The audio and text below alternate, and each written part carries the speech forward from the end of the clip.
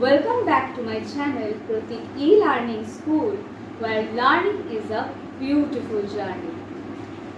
আমরা এর আগের ভিডিওতে শিখেছিলাম সিম্পল প্রেজেন্ট টেন্সে কিভাবে আমরা প্রশ্ন গঠন করতে পারি বা কোয়েশ্চেন স্ট্রাকচার করতে পারি।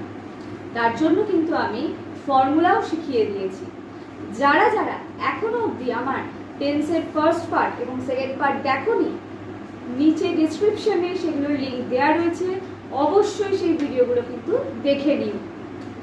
আজকে আমরা যেটা করতে চলেছি সেটা হচ্ছে সিম্পল প্রেজেন্ট টেন্সে আমরা নেগেটিভ সেন্টেন্স কি করে গঠন করব আর নেগেটিভ ইন্টারোগেটিভ সেন্টেন্স কিভাবে গঠন করব।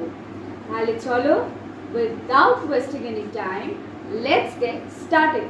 তবে ভিডিও শুরু করার আগে বলে দিই, যারা যারা এখনো অবধি আমার চ্যানেলকে সাবস্ক্রাইব করনি তারা অবশ্যই আমার চ্যানেলটিকে সাবস্ক্রাইব করে পাশে থাকা বেল আইকনে প্রেস করে দিও, এবং যারা নতুন ভিউয়ার্স আছো তাদেরকেও আমি একই কথা বলছি, অবশ্যই আমার চ্যানেলটিকে সাবস্ক্রাইব করে দিও, এবং যদি আমার ভিডিও ভালো লেগে থাকে তাহলে লাইক, কমেন্ট এবং শেয়ার করতে কিন্তু একদম ভুলো না, কারণ তোমাদের করা একটা লাইক, কমেন্ট কিংবা সাবস্ক্রাইব এই সব কিছু কিন্তু আমাকে মোটিভেট করে নতুন উদ্যমে ভিডিও তৈরি করার জন্য। চলো এবার আমরা দেখে নিই সিম্পল প্রেজেন্ট টেন্সে আমরা কিভাবে নেগেটিভ সেন্টেন্স তৈরি করব। দেখো, আমি এইখানে দুটো ফর্মুলা লিখে রেখেছি। Number 1 formula is subject plus don't plus principal ভার্বের শর্ট ফর্ম লিখে রেখেছি PV plus rest of the sentence. এইখানে সেকেন্ড যে ফর্মুলাটা রয়েছে সেটা ডোন্টের জায়গায় খালি ডাজ নট রয়েছে। এটা ডু নট, এটা ডাজ নট। ঠিক আছে, বোঝা গেল?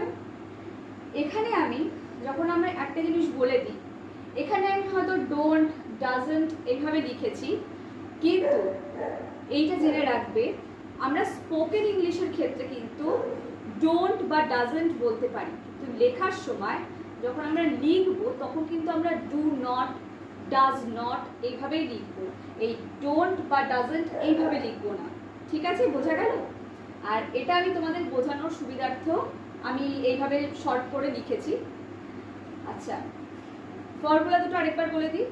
Subject plus don't plus principal verb plus rest of the sentence, এটা গেল হচ্ছে প্রথম ফর্মুলা। এই প্রথম ফর্মুলাটা কাদের জন্য অ্যাপ্লিকেবল না, first person singular number, first person plural number, second person অর্থাৎ ইউ এর জন্য প্রযোজ্য, প্লাস থার্ড পারসন প্লুরাল নাম্বারের ক্ষেত্রেও প্রযোজ্য। আর এই সেকেন্ড ফর্মুলাটা যেখানে আমি ডাজ নট বা ডাজন্ট লিখে রেখেছি সাবজেক্টের পরে, এই ফর্মুলাটা কাদের জন্য অ্যাপ্লিকেবল না, শুধু আর শুধুমাত্র থার্ড পারসন সিঙ্গুলার নাম্বারের জন্যই কিন্তু এই সেকেন্ড ফর্মুলাটা অ্যাপ্লিকেবল। বোঝা গেল? আচ্ছা, এইবারে একটু বলে দিই। এখানে দেখো প্রথম এক্সাম্পলটা লেখা আছে আই হ্যাভ আ পেন। এইখানে নেগেটিভে কি লিখেছি? I don't have a pen. যেহেতু এই সেন্টেন্সটাকে আমি নেগেটিভ করছি তখন কি লিখছি? I don't have a pen. লক্ষ্য করে দেখো, এখানে যে মেন ভার্বটা ছিল এখানে গিয়ে কিন্তু ভার্বটা একই রয়েছে, কোনো কিছু কিন্তু চেঞ্জ হয়নি, চেঞ্জ হবেও না, কারণ আমরা এমনিতেও জানি আই এর সঙ্গে হ্যাভ ব্যবহৃত হয়, হ্যাজ নয়।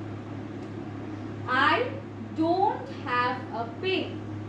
কেন ডোন্ট ইউজ করেছি? কারণ এখানে ফার্স্ট পারসন সিঙ্গুলার নাম্বার রয়েছে। এইবার আমি যখন এটাকে নেগেটিভ ইন্টারোগেটিভ করছি তখন কি হচ্ছে? Don't you have a pen. Don't you have a pen, তোমার কাছে কি একটা পেন নেই?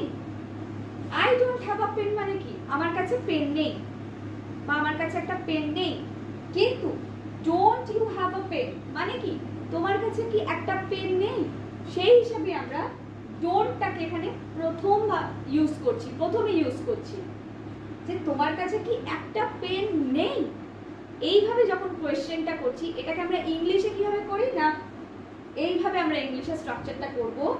প্রথমে থাকবে ডোন্ট বা ডাজ নট, ডু নট বা ডাজ নট থাকছে, প্লাস সাবজেক্ট থাকবে, প্লাস প্রিন্সিপাল ভার্ব থাকবে plus rest of the sentence with question mark হবে। বোঝা গেল? এইটাকেই বলে হচ্ছে নেগেটিভ ইন্টারোগেটিভ সেন্টেন্স। আবারও বলে দিচ্ছি, আমি লিখে দেব ভিডিওর, এখন যেহেতু এক্সাম্পলগুলো লেখা রয়েছে আমি একটু বাদে তোমাদেরকে কিন্তু ওই কোয়েশ্চেন স্ট্রাকচারটাও লিখে দেবো যে কীভাবে নেগেটিভ ইন্টারোগেটিভ সেন্টেন্স করতে হয়। আমি পরের এক্সাম্পলগুলো একবার দেখিয়ে দিই। হি সুইমস ভেরি ওয়েল, এটা কিসে রয়েছে? এটা অ্যাফার্মেটিভে রয়েছে। আমি যদি এবার এটাকে নেগেটিভে বলি তাহলে কীভাবে বলবো? He does not swim very well. এইবার যদি আমি এটাকে নেগেটিভ ইন্টারোগেটিভে বলি তাহলে কিভাবে বলবো?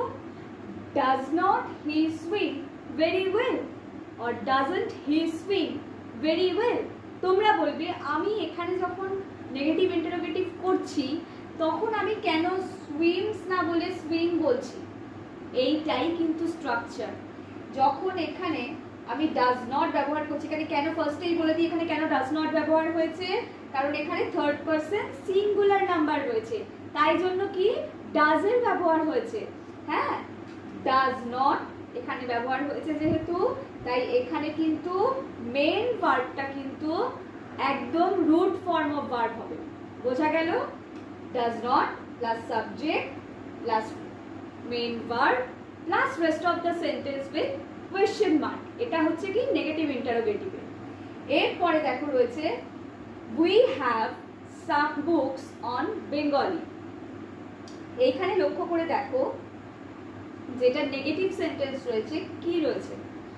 We don't have any books on Bengali.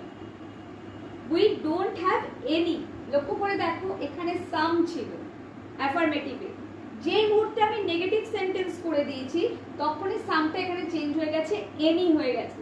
ঠিক যেমন প্রথম সেন্টেন্সটাতে আই ছিল, কিন্তু যখন আমি নেগেটিভ ইন্টারোগেটিভে করছি তখন এটা ইউ হয়ে যাচ্ছে। ঠিক তেমন থার্ডেরটাতে এখানে সামটা এখানে নেগেটিভে গিয়ে এনি হয়ে যাচ্ছে। একইভাবে যখন আমি নেগেটিভ ইন্টারোগেটিভ করছি সেখানেও লক্ষ্য করে দেখো আমি এনিই লিখেছি, অর্থাৎ সামটা নেগেটিভে আর নেগেটিভ ইন্টারোগেটিভে গিয়ে এনি হয়ে যাচ্ছে। আমরা এটা আগেও পড়েছি।